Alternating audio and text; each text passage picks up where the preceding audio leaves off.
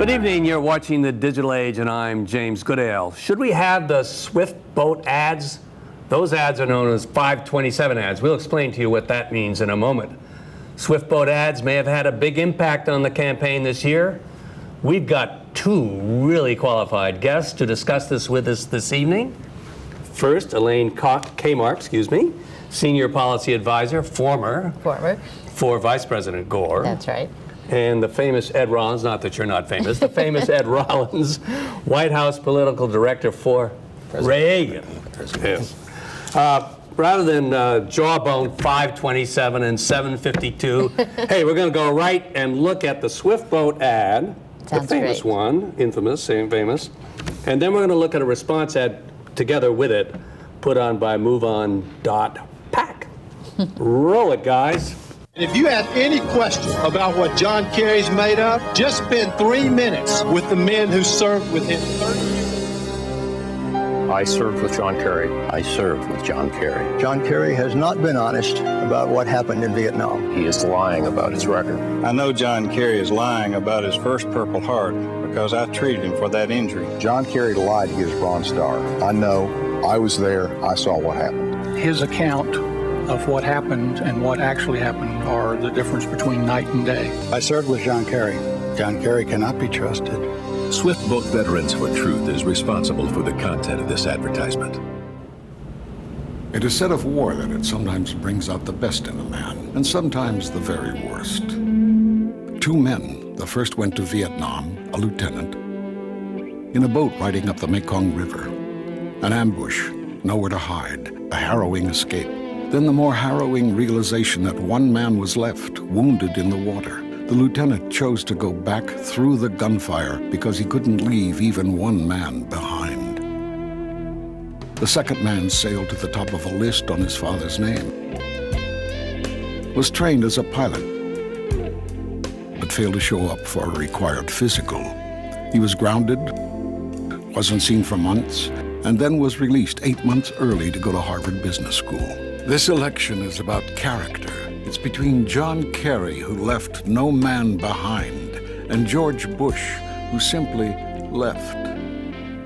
MoveOn.pac is responsible for the content of this advertisement. Well, rather than start off with 527 and going through that, I want to say, first of all, you are presently at Harvard Kennedy School, Harvard Business School made me think of it, and Ed Rollins is running a campaign in California against Barbara Boxer.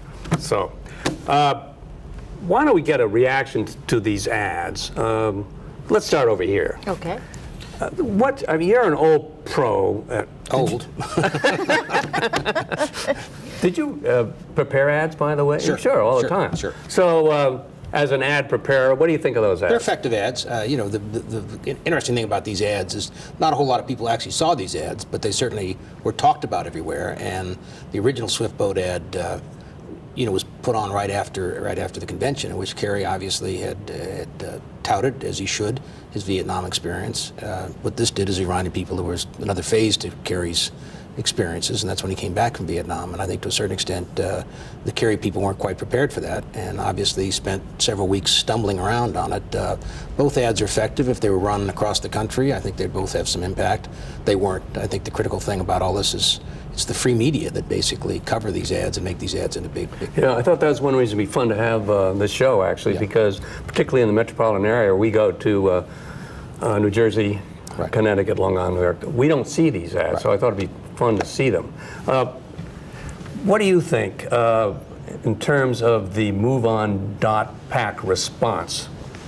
He says it's effective. Do you agree? I think it's effective. I don't think it is nearly as effective as some of the ads that Kerry ran in Iowa, where he actually had Jim Rasmussen, whose life he saved, in the ads. So I think that first Swift Boat ad, not the subsequent ones, but that first one we just saw, really was a bunch of lies. And the fact that this was the only response to it, I think, was a real problem for the Kerry campaign. They really needed to come back, and they should have come back with the people who are actually on Kerry's boat.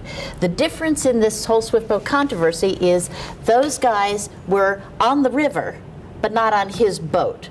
The guys who are on his boat all are for him. And I don't know why they didn't use the guys who are on his boat, which they did in Iowa, to rebut this ad.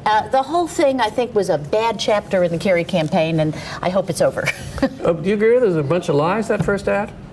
I think in any, I don't want to say a bunch of lies because I don't know what the facts are. The reality is they made the accusations that may have turned out not to be totally accurate. I think different people see different things in wartime. They clearly were anti-Kerry, and I think they were effective, and I think that's the end of the second ad that was run that we didn't see there was Kerry's own words, where he was testifying before Congress, and I thought that was far more effective than the second, third person. So you parse out the issue with respect to his anti-Vietnam career as from the Swift boat career. My personal... All Republicans do that, don't they? No, not all Republicans do. I think that's very foolish of us to have gone and argued about whether he won a Silver Star or Bronze Star. I think anybody that went, we were all of age during Vietnam. A lot of the young people today aren't. It was a very troubled time, and anyone who went and served as he didn't have to serve probably, but did go and served and won medals, he deserves that.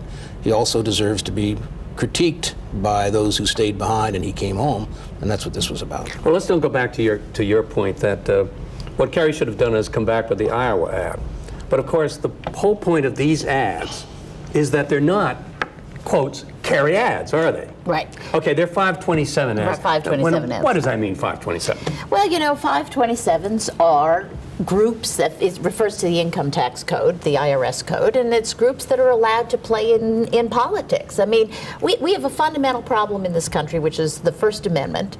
And for years, the First Amendment's a problem? I love the First Amendment, but the problem is for people who try to regulate campaign finance. They just keep bumping up against the First Amendment. I just think that, frankly, we ought to start from scratch, that all the campaign finance reforms have been rendered moot this time around, and they're not going to be effective in the future. And we ought to recognize that and go for something like instantaneous reporting and get out of this mess. But basically what we have is we have a campaign running ads, the Democratic Party running ads, and then all of these independent groups. And then you and I could have a 527. We could have enough money. We'll use ads money. Use ads money. We'll have a 527 and we'll say whatever we want. I mean, that's basically what a 527. A 527 can say whatever they want. And I agree with Ed. I think that first Swift boat ad, they kind of lucked out on this because the Kerry campaign was asleep at the switch for much of August.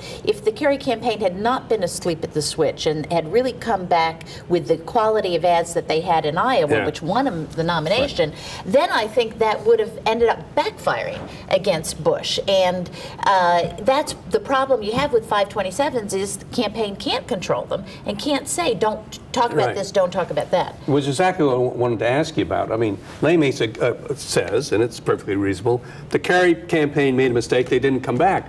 But of course, it wasn't a Republican ad to begin with. And is it possible you sit there and 527s are just coming on and they say, Democrats say, why do we have to worry about a 527 Swift boat ad? I mean, it's off in a couple of states and it's not the Bush campaign. Do you think that was going through their mind? Taken by surprise? I think they may have been taken by surprise, which is obviously a very foolish thing in American politics because these are very long, very expensive, and very skilled people are involved on both sides. And there's always a pattern of how people run campaigns. And the Bush campaigns, whether it was the father or the son, have always been very vicious and very tough, and you should anticipate something like this. You go through...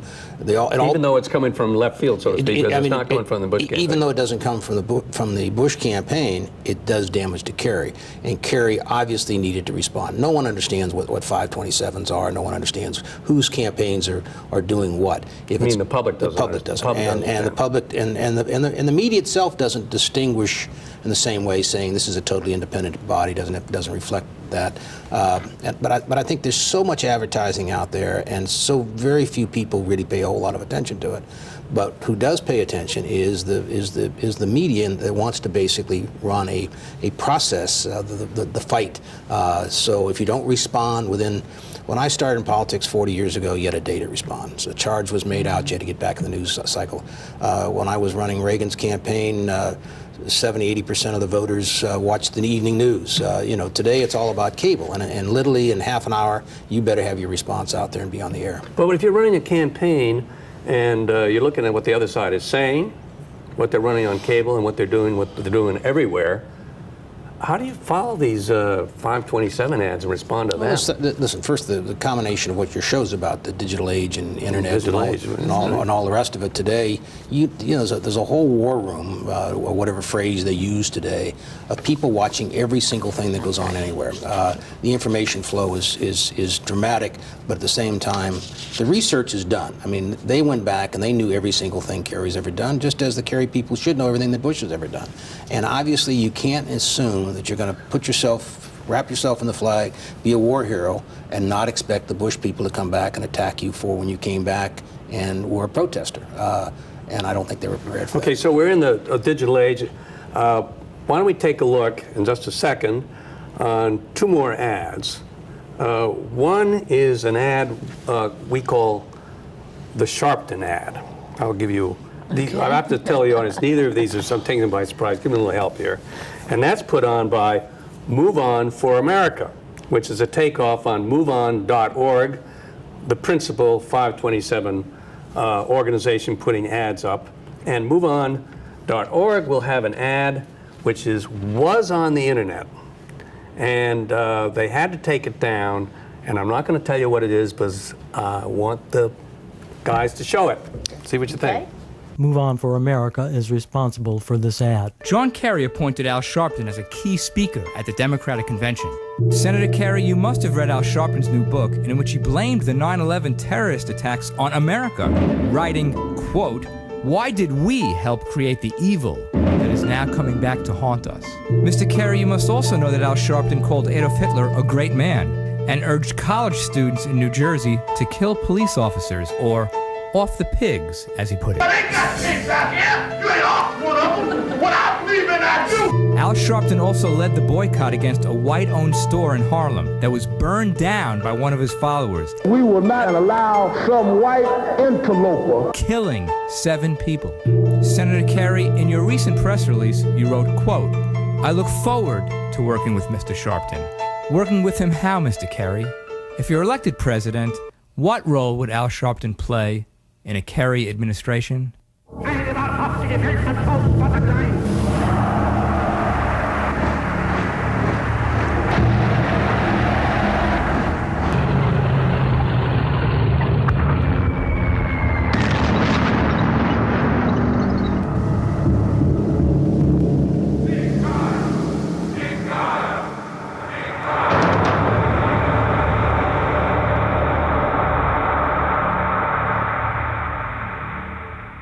All right, well, those two ads are a little unusual, shall we say. I bet you, have you ever seen them? I had heard about the second one, and I'd never seen the first one. Okay, the first one's Sharpton, and the second one is Hitler, for ease of reference. Had you seen them before? No. No. Well, you haven't seen either of them, so... No, neither one. Let me just say, as a matter of background with respect to the so-called Hitler ad, what happened was that MoveOn.org, which is a liberal 527, is there a better way of saying it than a liberal 527? I think that's accurate. And it's funded, where did Soros give money? Soros has given some, but it's mostly internet fueled. It's mostly a pure internet play. Yeah. Perfect for this program, because it's a product of the digital. Do you know where it came from, Move On? No, where it came from? Move On was one of the very, very first, just for your digital side here, one of the very, very first internet fueled movements, and it came during the impeachment of Clinton. It was a sort of spontaneous grassroots uprising led by some people in California who'd never been involved in politics. Nobody even knew who they were, who started doing email lists saying the country ought to move on. This impeachment is over, this business is ridiculous and it's demeaning, and we should just move on. Well, this thing grew like they could not even have anticipated, and there were 7 of them, and they started it. They still signed their names on the bottom of the announcements, and it is now a major force in Democratic politics. But it came out of that almost spontaneously, really. Well, it's very I didn't know that was the background. What they did, MoveOn.org, which it's got $40-50 million bucks. I don't think a lot of money. A lot of money. Is they ran a contest, for that's right. ads, and the winner was then going to be put on at the Super Bowl. And actually, the winning ad didn't get on the Super Bowl, but CBS wouldn't run it. But that's a different story. This ad, the so-called Hitler ad, which is notorious, everybody who saw it on the net, we're just talking net people now. It's interesting, isn't it? Thought it was outrageous, and finally, MoveOn.org took it down. But guess what? You can't take anything down on the net. Right. And it's popped up. And you lives can, on. I mean, I got that just by going on the net. Your reaction, sir? That ad, you could not put that ad on television. First Why of all, not? it'd backfire on you. First of all, most stations would not run that ad. You don't get to just put anything on television. You got to go make your case. You got to prove that there's a validity to the ad, even though it may be a slight exaggeration. It pretty much has. There's a big legal battle. And being a lawyer, you understand all that. Yeah. In other words, it's an interesting point I thought about. In other words, I'm the lawyer sitting there for the station. The ad comes in. And I'm going to say, hey, we're going to run ads you can prove, and you can't prove that. Absolutely. You certainly can't prove Absolutely. that Bush is Hitler. Right, and I think to a certain extent it's so inflammatory to be challenged immediately and pulled off.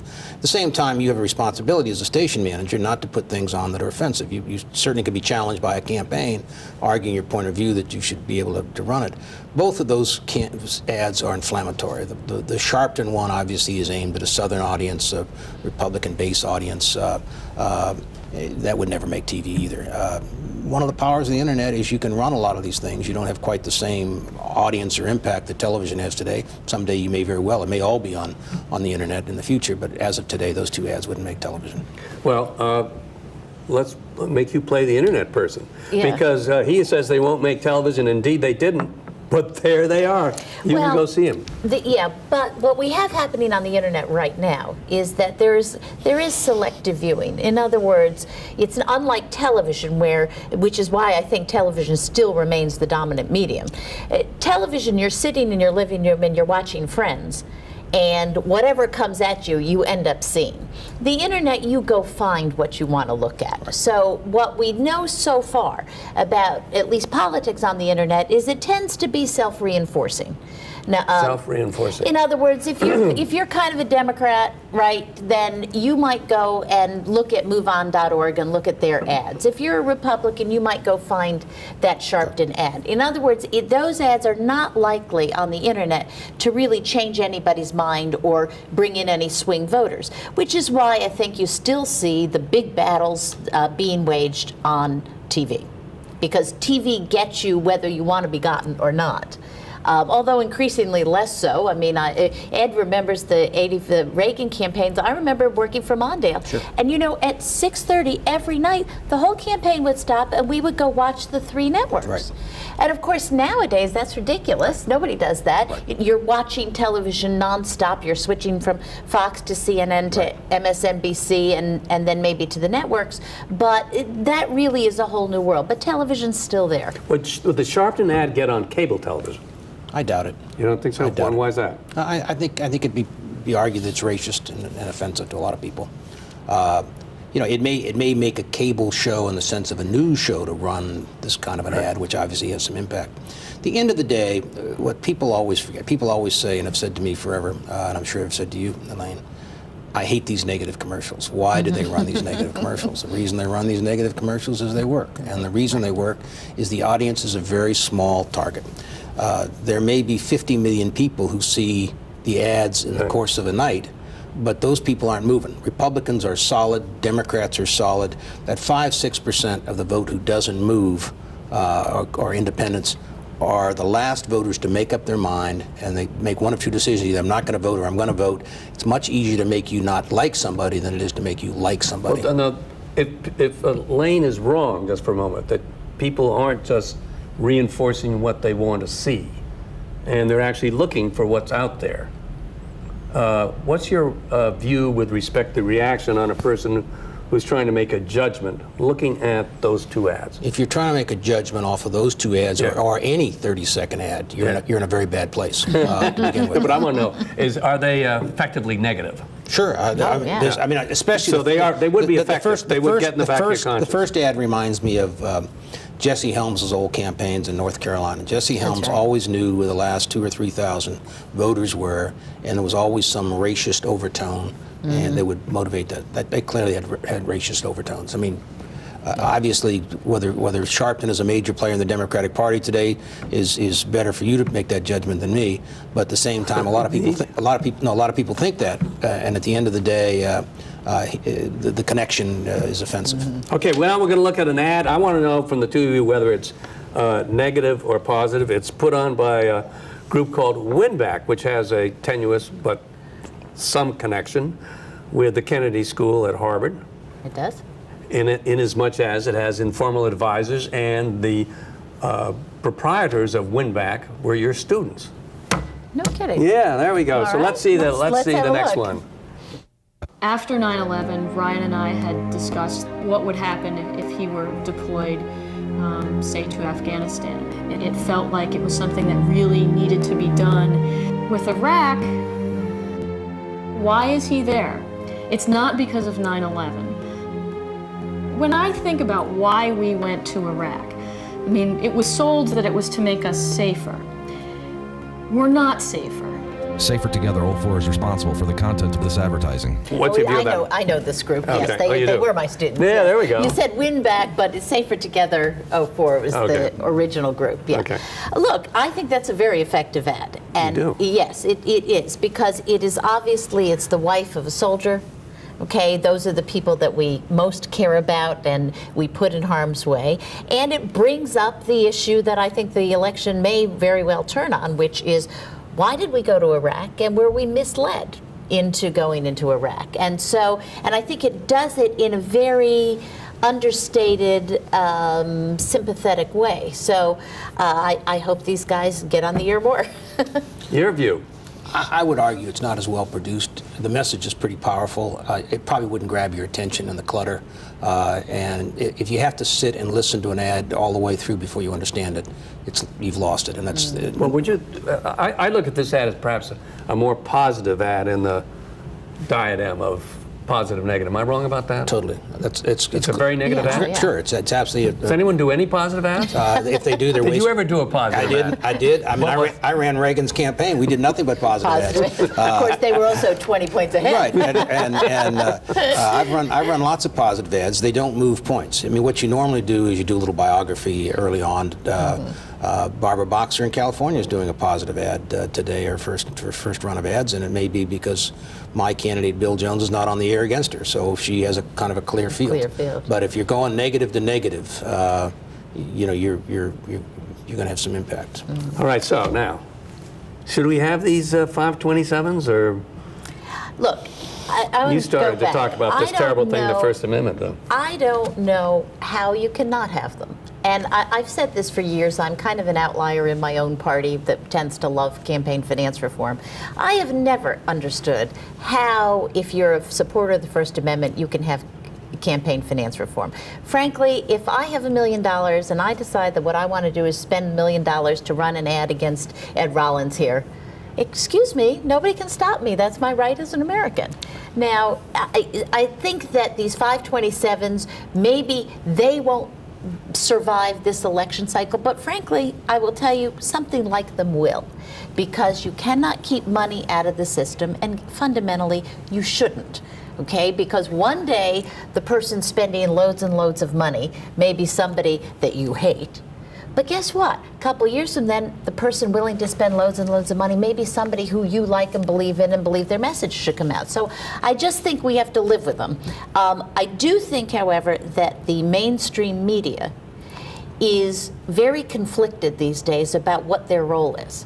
And some of them are trying to outfox Fox and be partisan and biting and hard, and some of them are just falling away from, I think, a more traditional role of sort of sorting out all the junk out there. People still go to mainstream media to try and get a sense of, okay, what's really right, what's really wrong, and I don't think they're doing a very good job at it. I think they don't know what they're doing these days. They don't know what they're doing. But let's go back to First Amendment champion on my left here. The First Amendment lost in the Supreme Court. And the only reason we're allowed to have these ads is because they're so-called issue ads. And an issue ad is an ad that doesn't name the opponent whom you are attacking. Now, we saw 5 ads they were split down the middle more or less. Neither of them mentioned the candidate. So is that a reasonable basis for having a system that permits these ads, the distinction I'm talking about? I agree with Elaine in the sense that they're going to be there. Money is now the most important element in politics, and maybe always has been. We've never spent money like we have today, and they never go back. They're never going to run a smaller campaign. Every time we try and reform, a whole group of lawyers come forward and find a whole new way. As a campaign strategist, I'd rather not have them. I'd rather be able to run my own campaign, drive my own message. That's not realistic. I will say this. If it wasn't for the 527s, when George Bush had $250 million in the bank, and people like me all said, John Kerry doesn't have a snowball's chance in hell of getting back in this race because he'll be swamped, the 527s gave him the ability to get back in the game. Right. Making a race competitive, to me, is always very positive for the American public. So in this particular case, and can I say something about the Supreme Court? Look, the United States Supreme Court? U.S. Supreme Court. Right. Then the history of this. The legal challenge, the Supreme Court basis for the 527s or for any campaign finance reform has always been that if you're going to take federal money, if you're going to take government money, then the government can regulate you. Well, three candidates this time, Dean, Kerry, and Bush, opted out of federal money for the primaries. And I think that my prediction is next time around, they're out of it for the general election. Absolutely. At that point, there is no such thing as campaign finance reform. And at that point, that's quite true, because there's still a limitation on the amount that you can give. So anyway, we're coming but not on what you can spend. We're coming to an end, and I'm supposed to ask you whether we should take the Swift Boat ads off the air, but instead I'm going to ask you, who's going to win? I'm going to tell you Kerry's going to win. I'm going to tell you there's huge turnout, huge Democratic registration and swing votes, and Kerry's going to win in the end. And don't take down the Swift Boat ads. Well, I'd say I would take down the Swift Boat ads. I would take it down. I would take it down. Thank you, Mark. Thanks for coming back. And the same question for you, Mr. Rollins. I think Bush. Who is going to win? I think Bush is going to squeak it out in the end. He's going to squeak it out in the end? I think it'll be a 2 or 3 And point. would you take down the Swift Boat ads? I wouldn't take down any of them. I mean, I just think at this point in time, what's having more impact are the debates. I think that people have actually moved off of the debate, and we've had clear-cut debates this time. So. Yeah. Thanks very much for coming by, Thank you. Ed Rollins. Thank you. And thank you very much for coming by. Come by next week and learn more about the digital age. For the digital age, I am James Goodale. Good night.